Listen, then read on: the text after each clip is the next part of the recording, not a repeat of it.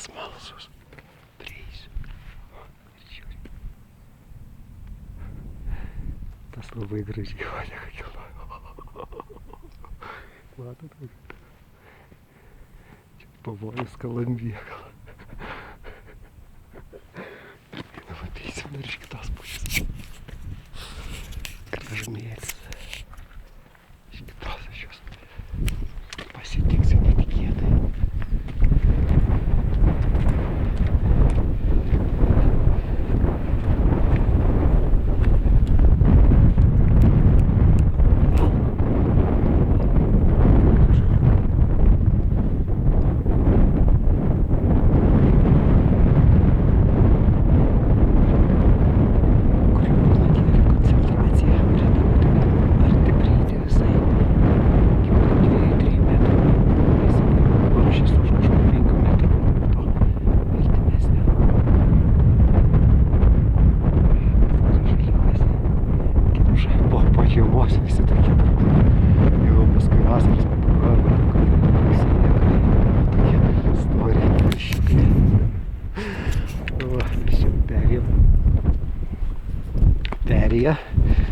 Atėjau aš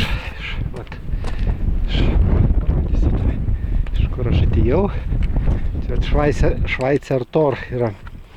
Ten vat jau apačioje eina toks tarp skiria šitas uolas toks tarpas žemyn. Kopėčius yra ir ten Šveicarijos pusė eina.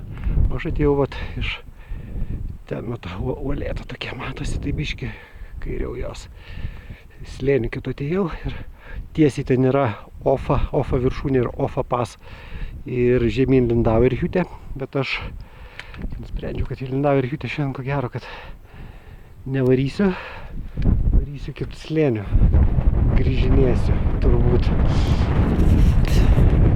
Jis toks labai permainingas.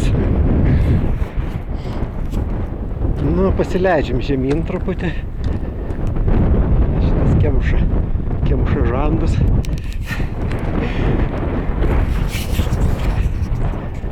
Pasileidžiam. Va čia vat, šitą vietą parodysiu. Čia vat yra laipiojimo. Nu jau viskas liko. Ten vieną feratą buvo ant tos uolos, o čia vat yra laipiojimo maršrutų prakaltų multipičų. Kelių virvių. Ir jie būna vasaros ten antroje pusėje. Laipo rudens pradžioj. Savas. Grįžti.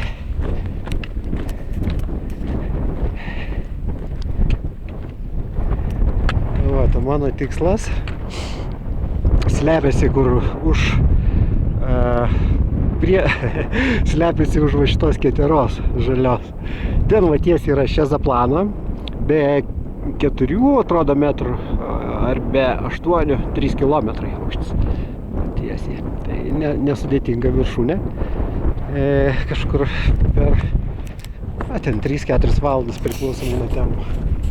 Galima užlipti ir žiūrint iš kur startuoti, ar nuo mašinos iš pačios apačios, ar nuo pasikelti keltuvo.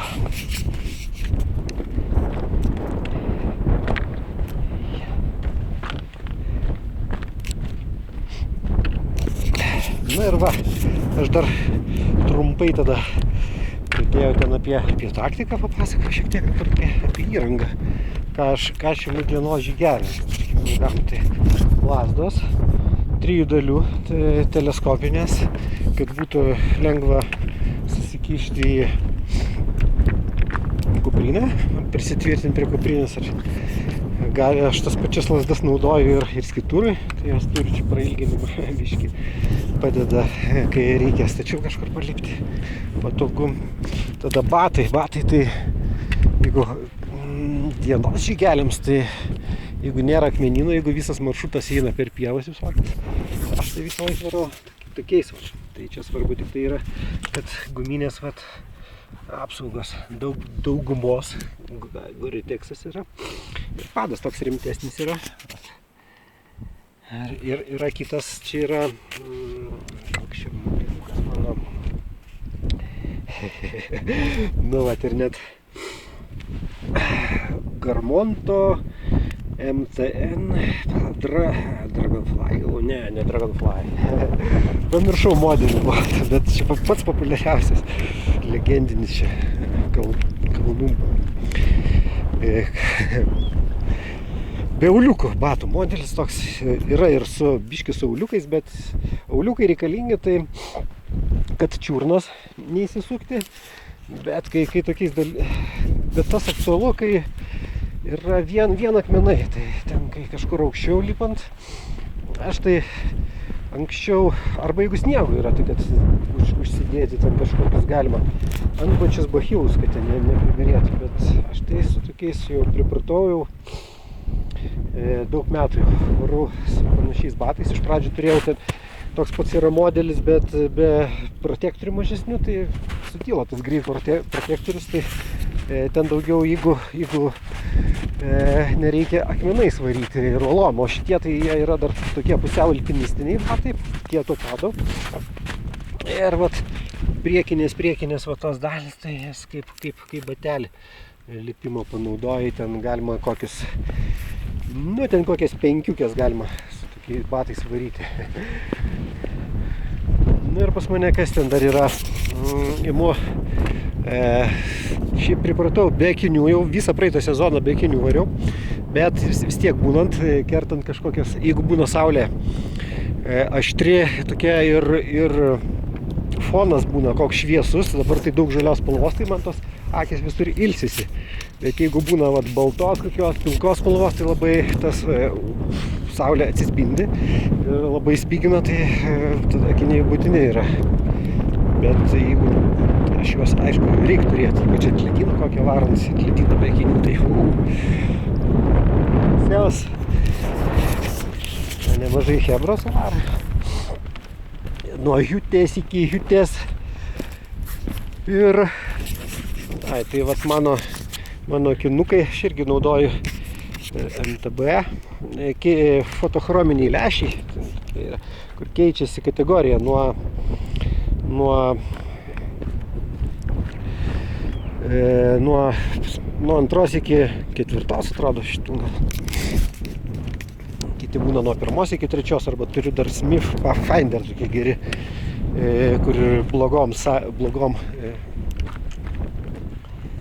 matymo sąlygom, jie ten yra nuo 0 iki 2 kategorijos, tai labai gerai būna, galima ir naktį ten su jais varyti, ir kai tamsu, ir kai rūkas koks, jeigu reikia akis apsaugoti. Tai aš tokius Smito du modeliukus turiu ir jas naudoju faktiškai visur su dviračiu ir su slidinėt, ir trasose, ir skiturinant. Ir vat, taip vadant, gerai yra. Miške varant, tai tada reikia jau tos žemesnės kategorijos, tai šitie yra jau per tamsus. Mano.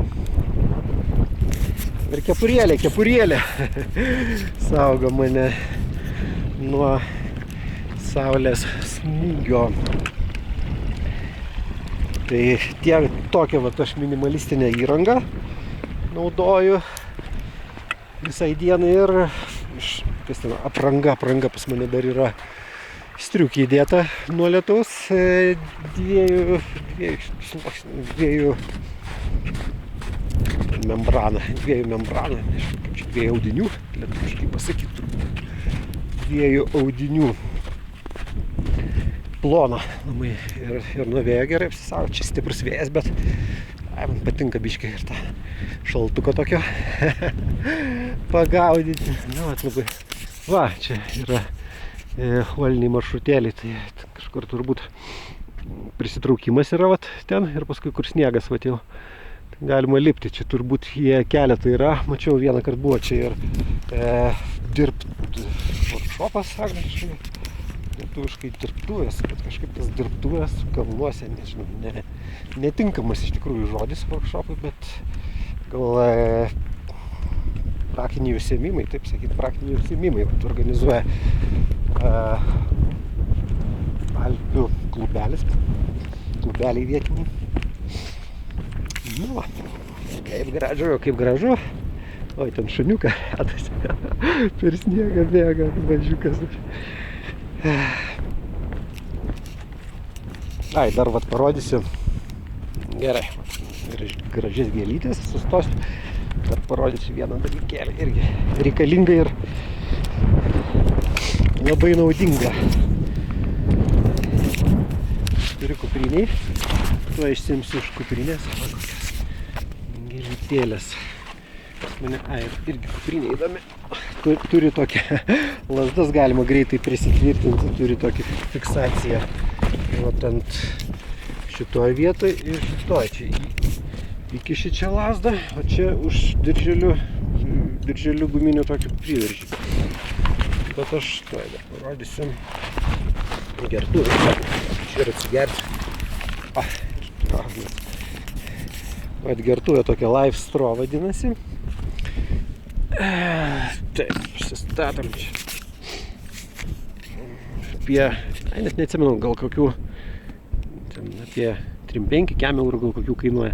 Ir viduje yra filtras. Viduje yra filtras toks įsisuka. Vandenį gali bet kur semti, ten 99,9 bakterijos ten filtruoja. Man atrodo, su vienu filtru galima 100 šitų. Ne, galvoju. 100 litrų ar 1000 dabar sumaišiau. Žodžiu, čia yra 2 dalių filtras. Yra viduj ta kasetė ir yra viršui kitas ten nuo skonį, kur dar panaikina ten, jeigu būna negera kokio. Tai vienas ten filtras, man atrodo, 100 litrų, kitas gal 1000. O paskui pasikeisti, man atrodo, už 20 gal kokių eurų nusipirkau panašiai. Nes jau buvo senas, jau nebeveikia, užsikišęs ant tiek, kad jau net ten per jėgą labai sunkiai traukti. Ir faktiškai iš kiekvienos balos galima semti ir gerti padaraus, tokį gerą skonį, visai vandenuką. Tai vat vadinasi tas daikčiukas, Amazone galite susirasti. Yra ten panašus keli modeliukai su tokiom kasetėm. Tai va tiek trumpai apie įrangą. Aš ką, toliau tada judu.